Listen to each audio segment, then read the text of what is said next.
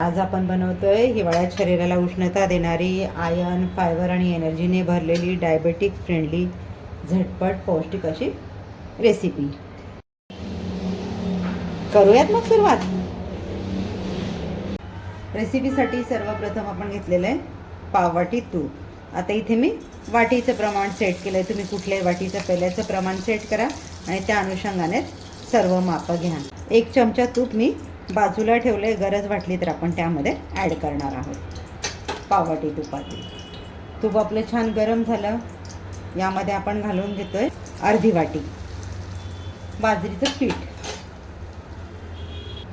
तुपामध्ये आपण अर्धी वाटी बाजरीचं पीठ घालून घेतलंय. मीडियम फ्लेमवर आपल्याला बाजरीचं पीठ छान पिठाचा आपला एक घमघमाट सुटेपर्यंत, सुगंध दरवळेपर्यंत आपल्याला कमी गॅसवर हे पीठ भाजून घ्यायचं आहे. आता बाजरी मुळातच उष्ण गुणधर्माची असते आणि बाजरीचे पदार्थ जास्त करून हिवाळ्यातच खाल्ले जातात. पचनसंस्था सुधारण्यास मदत होते. बाजरीमध्ये calcium, magnesium, phosphorus, iron, antioxidant भरपूर प्रमाणात असतात.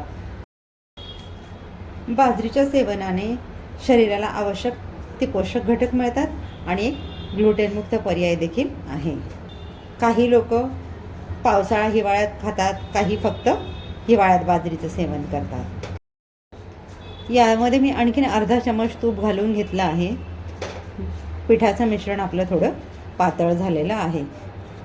हळूहळू याचा एक सुगंध दरवळायला सुरुवात झालेली आहे. आणखी 1 2 ते 3 मिनटं आपण याला मंद आचेवर छान परतून घेऊयात. आता हलका हलका स्मेल याचा यायला लागला आहे. या स्टेजला तुम्ही तुमच्या आवडीनुसार ड्रायफ्रूट्स त्याच्यामध्ये ॲड करून घेऊ शकता. तुम्हाला हवं तर तुम्ही वेगळं तुपातही भाजू शकता किंवा या स्टेजला ॲड केलं ते पिठाबरोबर आपले ते छान भाजले जातात.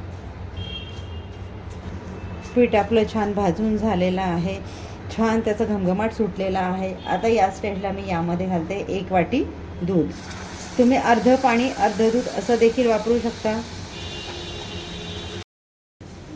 दूध घालून आपल्याला मिश्रण छान मिक्स करून घ्यायचं आहे. याच्यात गाठी तयार होणार नाही याची काळजी घ्यायची आहे.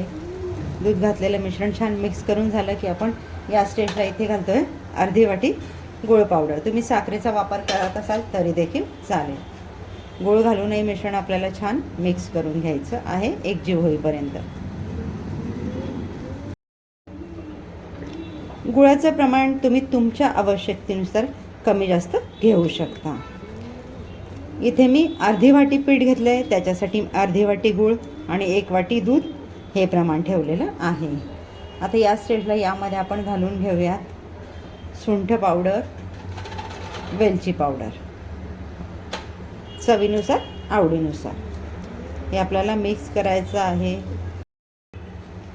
मिश्रण आपलं आता तूप सोडायला सुरुवात झालेलं आहे. म्हणजे आपली आजची रेसिपी रेडी झालेली आहे. तुम्हाला अशाच पारंपरिक पोषक घटकांनी भरलेल्या झटपट रेसिपीज बघायच्या असतील आसनाज किचनला लाईक, शेअर, सबस्क्राईब करायला विसरू नका. आसनाज किचन तुमच्यासाठी अशाच नवनवीन रेसिपीज घेऊन हजर राहील. आता आपण गॅस घालवून देऊयात आणि घेऊयात प्लेटिंग करायला. तयार आहे आपला डायबेटिक फ्रेंडली एनर्जीने भरपूर असा बाजरीचा हलवा. एकदा नक्की ट्राय करा. भेटूयात पुढच्या व्हिडिओमध्ये अशाच एका छान रेसिपीसह. थँक्यू.